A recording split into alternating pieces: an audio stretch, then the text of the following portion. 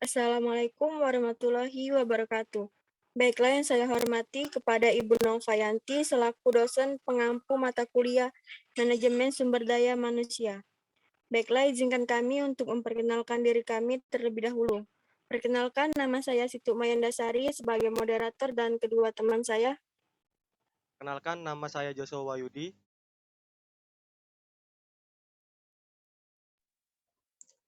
Perkenalkan, nama saya Agung Saputra. Baiklah, di presentasi ini kami akan menjelaskan tentang permasalahan sumber daya manusia di Indonesia dalam persaingan global. Baiklah, yang pertama yang akan dijelaskan oleh Saudara Joshua. Kepada Saudara, saya persilakan.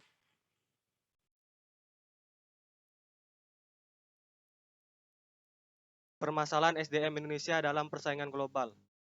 Sumber daya manusia SDM merupakan salah satu faktor kunci dalam reformasi ekonomi. Ini bagaimana menciptakan SDM yang berkualitas dan memiliki keterampilan, serta berdaya saing tinggi dalam persaingan global yang selama ini kita abaikan. Dalam kaitan tersebut, setidaknya kita harus tahu kondisi sumber daya manusia Indonesia sekarang ini dan permasalahan apa yang dialami Indonesia mengenai SDM-nya. Permasalahan SDM di Indonesia. 1. Adanya ketimpangan antara jumlah kesempatan kerja dan angkatan kerja. Jumlah angkatan kerja nasional pada krisis ekonomi tahun pertama 1998. 2. Tingkat pendidikan angkatan kerja yang ada masih relatif rendah. Struktur pendidikan angkatan kerja di Indonesia masih didominasi pendidikan dasar, itu sekitar 63,2%. 3. Lemahnya perguruan tinggi dalam menciptakan SDM yang handal, profesional, dan punya daya saing tinggi. Ini ditandai dengan fenomena meningkatnya angka pengangguran sarjana. 4. Belum adanya kesadaran bagi pemerintah bangsa Indonesia untuk memperbaiki SDM Indonesia. Dilihat dari rendahnya alokasi APBN sektor pendidikan, lebih dari 12% pada pemerintahan di era reformasi. Ini adalah contoh gambar permasalahan SDM, ruang kelas yang tidak layak, dan semakin tinggi angka pengangguran. Perbaikan iklim ketenaga kerjaan. Dengan memperhatikan kondisi permasalahan ketenaga kerjaan tersebut, pemerintah harus melakukan perbaikan iklim ketenaga kerjaan. Iklim ketenaga kerjaan yang semakin baik merupakan salah satu upaya untuk mendorong iklim investasi. Dengan demikian, investasi dapat tumbuh dan membuka kesempatan kerja baru bagi masyarakat Indonesia berkaitan dengan perbaikan iklim ketenaga kerjaan. Kebijakan yang ditempuh adalah sebagai berikut. 1. Kebijakan pasar kerja yang lebih luas terus diupayakan melalui penyempurnaan dan perbaikan peraturan ketenaga kerjaan. 2. Dalam rangka mempersiapkan tenaga kerja memasuki pasar kerja, kualitas dan produktivitas tenaga kerja ditingkatkan antara lain dengan mengembangkan standar kompetensi kerja dan sistem sertifikasi kompetisi tenaga kerja. Dan untuk slide selanjutnya akan dibacakan oleh teman saya.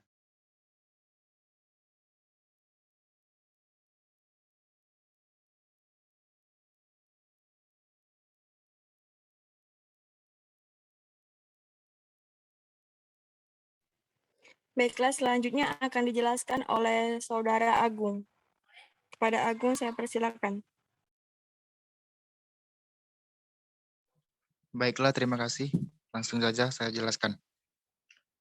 Program perluasan dan pengembangan kesempatan kerja. 1. Penyederhanaan prosedur pemberian pisah dan izin tinggal bagi investor atau tenaga kerja asing dalam upaya mempercepat proses pemberian izin mempekerjakan tenaga kerja asing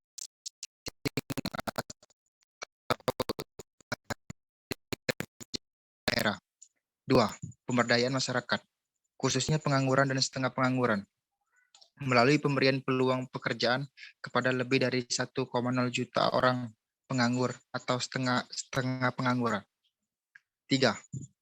Penyelenggaraan job fair dengan menempatkan tenaga kerja lebih dari 100.000 orang dan penyelenggaraan bursa kerja di daerah dengan menempatkan pekerja di perusahaan. Next. Program peningkatan kualitas dan produktivitas tenaga kerja. 1.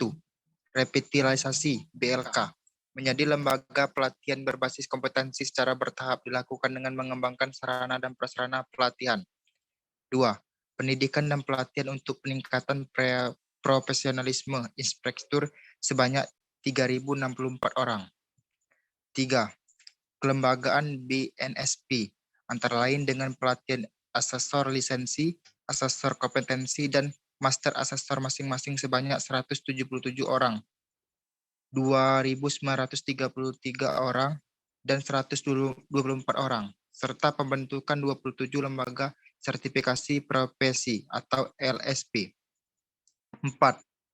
Pengembangan kelembagaan produktivitas melalui kegiatan pengembangan kelembagaan produktivitas bagi 123 perusahaan, serta pembinaan dan pemberian penghargaan para makarya produktivitas bagi 4 perusahaan kecil dan 5 perusahaan menengah yang berkinerja terbaik. Next. Kesimpulan. Pengangguran terjadi disebabkan antara lain yaitu karena jumlah lapangan kerja yang tersedia lebih kecil dari jumlah pencari kerja. Juga kompetensi pencari kerja tidak sesuai dengan pasar kerja.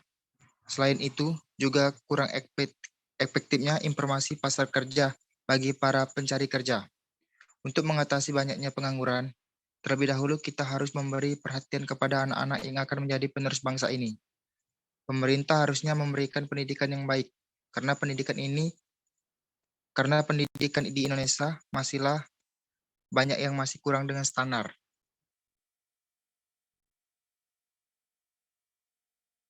Baiklah, terima kasih dari kami. Saya kembalikan kepada moderator. Baiklah, terima kasih. Mungkin itu saja materi yang dapat kami sampaikan tentang mengenai permasalahan sumber daya manusia di Indonesia dalam persaingan global. Mohon maaf bila ada kekurangan. Kami akhiri. Wassalamualaikum warahmatullahi wabarakatuh.